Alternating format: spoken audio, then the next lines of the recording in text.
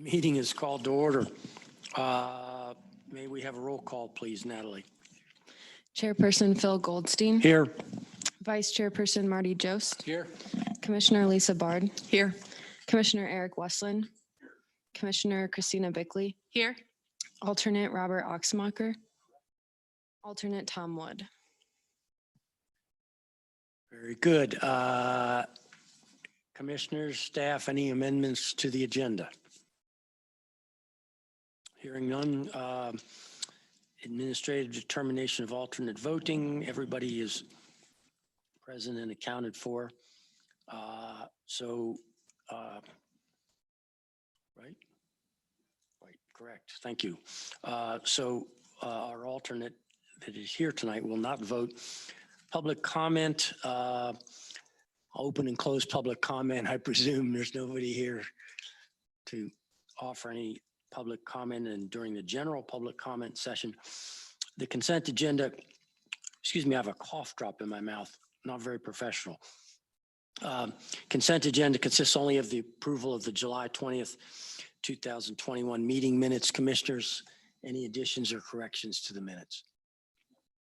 Hearing none, do I have a motion to approve the minutes? So moved. Second? All in favor, say aye. Aye. Opposed? Consent agenda is approved. Item 6A, are we Kevin, John, are we going to do both these together? That's what I thought. Okay, so item 6A is Timnath Landing, third filing, final plat. Item 6B, Timnath Landing, fourth filing, final plat. Thank you, Chairperson.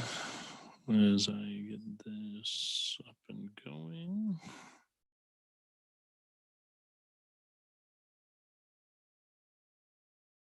All screens on? Your screen's on? You might have to hit that power button on the bottom.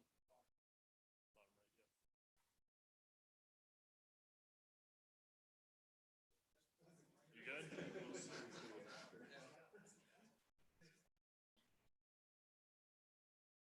You guys good? I'm not on. Okay. Yeah, bottom right of the screen, you should be able to turn it on. All right, perfect. Thank you, Chairperson. So as you mentioned, I will actually present both of these tonight because they actually go quite hand in hand. So generally we're talking about the Timnath Landing third filing final plats. The owner is CAC Timnath LLC, represented tonight by Mr. Michael Kirkendall, and the applicant is PCS Group, represented tonight by John Prestwich. The third and the fourth filing generally located north of the railroad tracks, kind of at the southeast portion of 4th Avenue, the end of 4th Avenue, and then the future Timnath Parkway, and generally north of Harmony, just north of the Walker Manufacturing on their entrance over there. You can see it here outlined in the green and with the red hashes. Just north of the tracks from Timnath Landing 6th filing, which was recently approved, and then the 5th filing as well. The zoning for both of these areas is R2, and then there's a pocket of CMU, as you can see down there in that southeast corner. But for the purposes of the residential, it all fits within the R2 single family detached zoning and the approved PD overlay. Did this to me last week too. Doesn't like bringing up the plans. Oh, there we go. Just wants to be slow. And not work. So as this kind of gets reset, so yep, there we go. So the third filing, which is kind of highlighted and shaded in the blue, it consists of 182 single-family detached fee simple lots, and then 5 future development tracts within the subdivision. The single-family detached lots will range from roughly 5,700 square feet all the way up to roughly 11,500 square feet. The density for the single-family lots will be roughly 1.14 dwelling units per acre. This filing is providing 58% open space, which will consist of park areas, a community garden, trail connections as part of this. Part of the open space for this filing is the initial lakes for this subdivision. That you have heard oh so much about. The lakes will include fishing piers, trails, gathering areas around.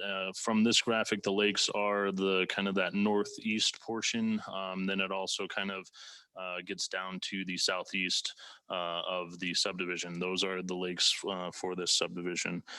Along with this filing, down at the southeast corner of basically 3 Bell and Harmony Road, there will be a trail connection to a community trail that does go under the underpass of Harmony at 3 Bell, which will then connect to a future trail that will be constructed in the Timnath Ranch subdivision, which will ultimately provide connectivity from Timnath Ranch to the south all the way up into Old Town. So that connection will be made with this filing.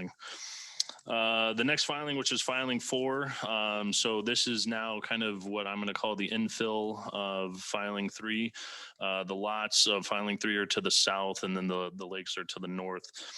This final plat is to create 97 single-family detached fee simple lots. These lots will range from roughly 6,900 square feet to just over 17,000 square feet on some of the larger ones that are on cul-de-sacs fronting the lake. The density in this area will be roughly 2.15 dwelling units per acre. And then just this filing alone is providing 35% open space.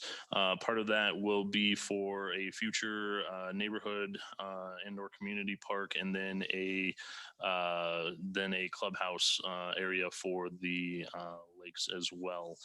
Staff has reviewed both of these filings. They are in substantial compliance with the approved sketch plan and preliminary plat, and also in conformance with the land use code. With that, I will turn it over to John for his presentation.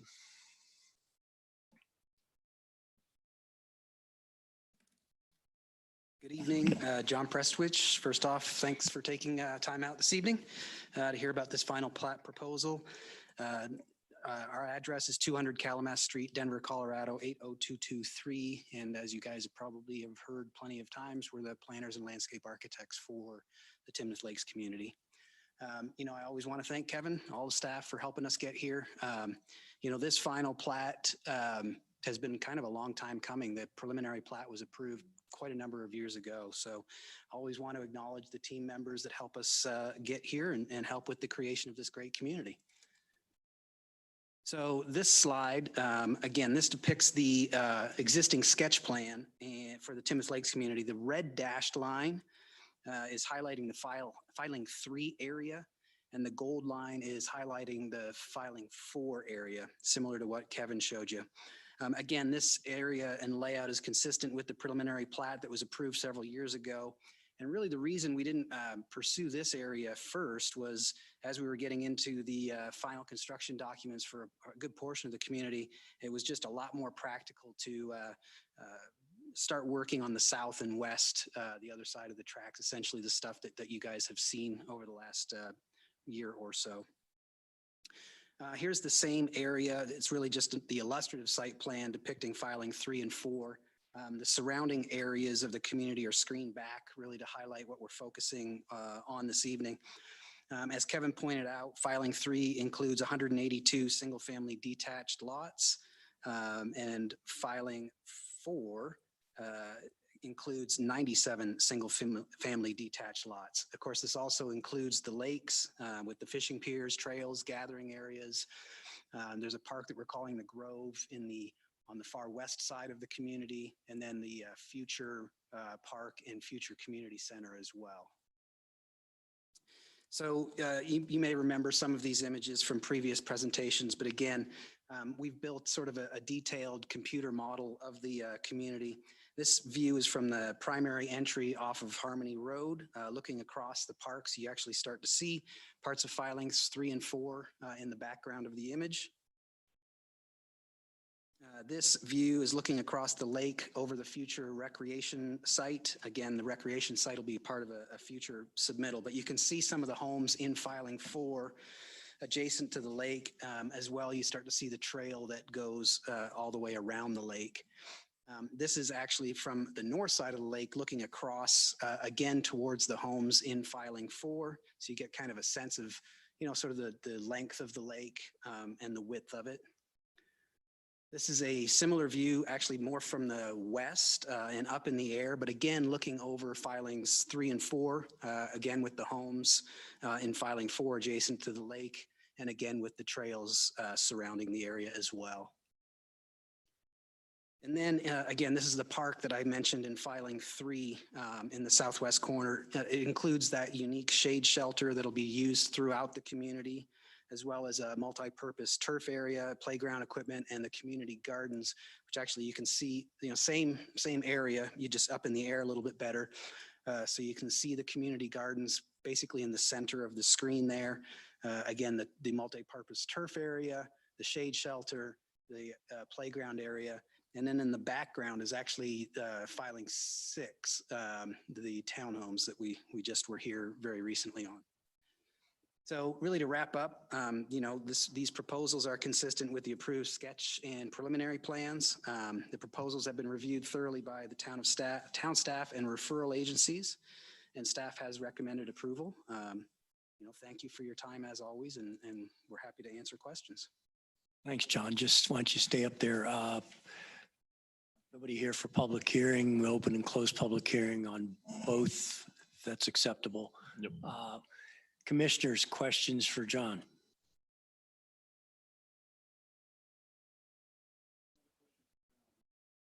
Mm-hmm.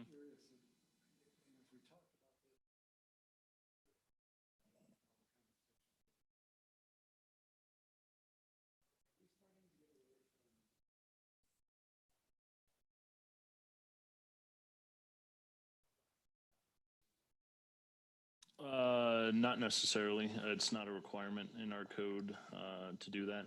They also have a PD overlay that dictates the side yard setbacks for these areas. That was before the code was changed. So our code doesn't require it at this point. We do have an incentive of sorts within the code to reduce side yard setbacks if you do that. But generally the overall preliminary plat for landings was done prior to that kind of being the new requirement for the code.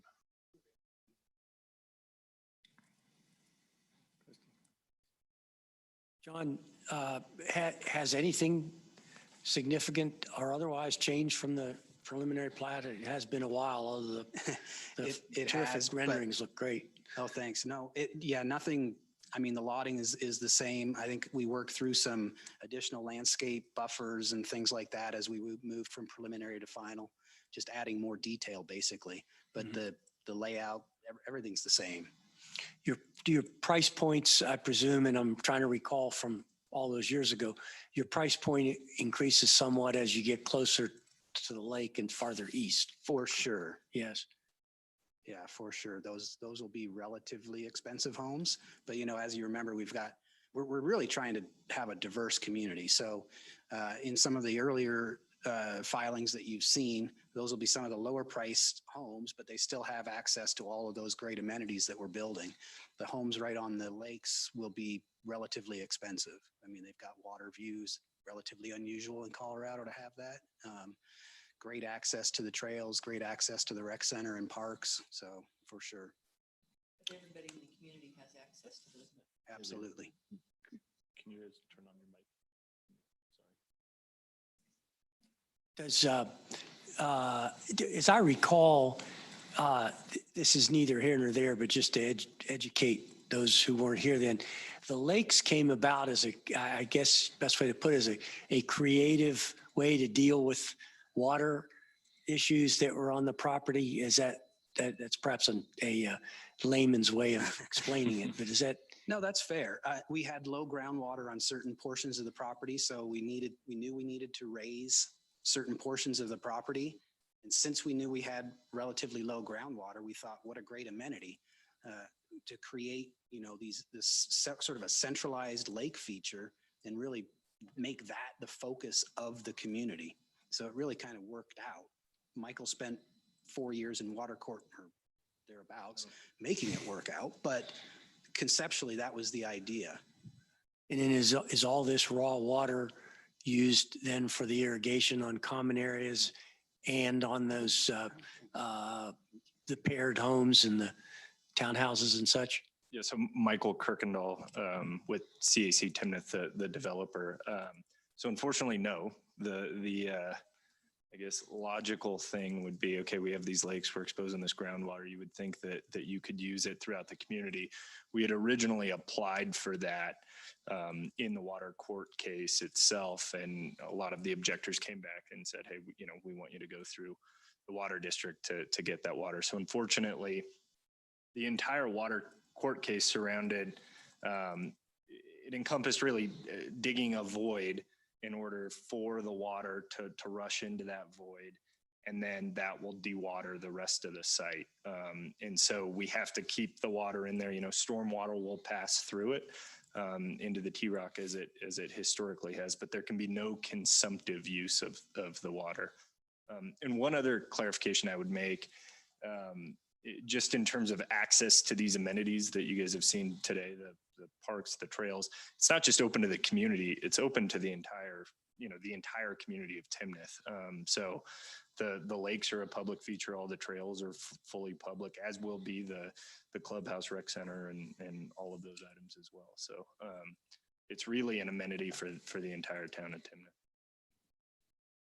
When you would, assuming this gets past council, I presume their next meeting, when do you start excavating the lakes and begin that process? Yeah, so that's a great question. Right now, as you guys, this body approved in, I think, September or October of last year, we're constructing the Augmentation Pond, which is directly south of the school property off County Road 5.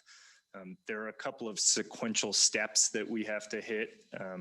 One of them is we have to excavate that. So right now we're building what's called a slurry wall around the exterior of that pond. We will then start the excavation of that, which will take about 30 to 45 days. So my guess is the actual excavation of the lakes would happen over this coming winter, assuming we, had a successful outcome at council. Some of the utilities and other construction items aside from the lakes would happen sooner than that once we got through council and kind of followed those procedures. What are the big white, look like big giant bags? Is that for the slurry wall? It is, yeah. It's bentonite. Yeah, exactly. I should ask you. You Yeah, it's bentonite clay that they mix with water and dirt, which effectively creates a jello-like wall that will keep water out in this case. So we had to line the augmentation pond, and for a variety of different reasons, you have to build a wall instead of just lining the slopes of the pond. Commissioner Westland is our water expert. Perfect. Commissioners, other questions for the gentleman? So long-term, the maintenance and upkeep and repair of those ponds, that'll be responsibility of the Metro District, is that right? That is correct, yes. So all of the amenities, both in phase 1, which we're working on right now, and in this phase, will be owned and operated by the Metro District. That's correct. Do you have any insight as to how other Metro districts have been impacted here locally that have had, similar water management issues through, flood mitigation or other kind of unforeseen events, and whether or not those districts have run into unforeseen expenses? I haven't. I mean, there's always going to be some amount of unforeseen. Typically how these, communities work, the Metro districts is, there's kind of a reserve fund, right, for kind of the unexpected. I will say in the water court case, we really had to have kind of a belt and suspenders approach in terms of a lot of the water management stuff. So we own our own water rights. We had to go out and also lease water rights for 100 years to really make sure that, the community was going to be kept well. All of that will then be transferred to the Metro District, which will maintain it. But, like I said, I mean, there's always some amount of unexpected, and typically these Metro Districts are, we will sit on the board of those districts to make sure that they get up and running and they're funded and kind of self-sufficient, and then it will be community run. And so, typically that's a great way to ensure that people are paying attention and really thinking through kind of the contingency plan since they live there. So, thank you. Absolutely. Anything else Just come up? one clarification. So the water rights are owned by the development, but at the completion of it, the water rights will be turned over to the Metro District, you said? That's correct. Yeah. So right now the Metro District right now is a shell, right? They've been approved. It does not have any, I mean, it basically just taxes us right now. As soon as the lakes are completed, the city is signed off that, everything was built to code and per the plans, we will then transfer all of that over to the Metro District, including the water rights. And so it will be a truly, it technically is kind of a quasi-governmental entity that will run everything, including the water rights. They'll own the Augmentation Pond.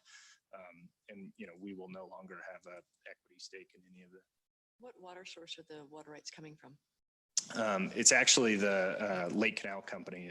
We did a change case. So the property came with 14.75 shares of Lake Canal water that we went through the water court case to change from irrigation to augmentation.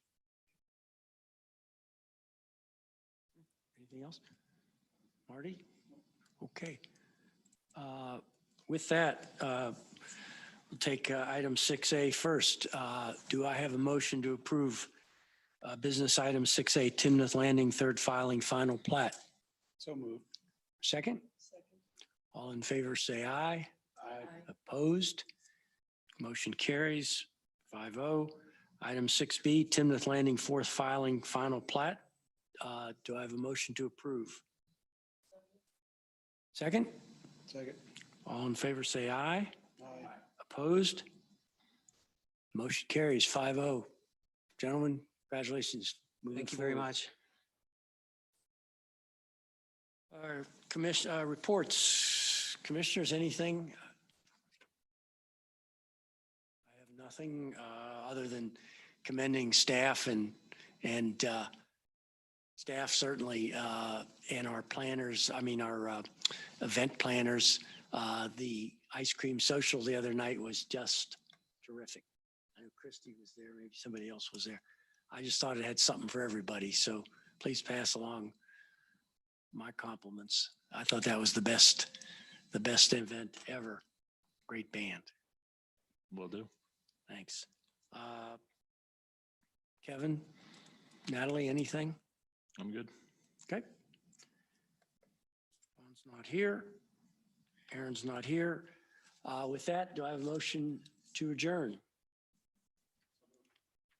Second? Second. All in favor, say aye. Aye. Opposed? We are adjourned. Thank you.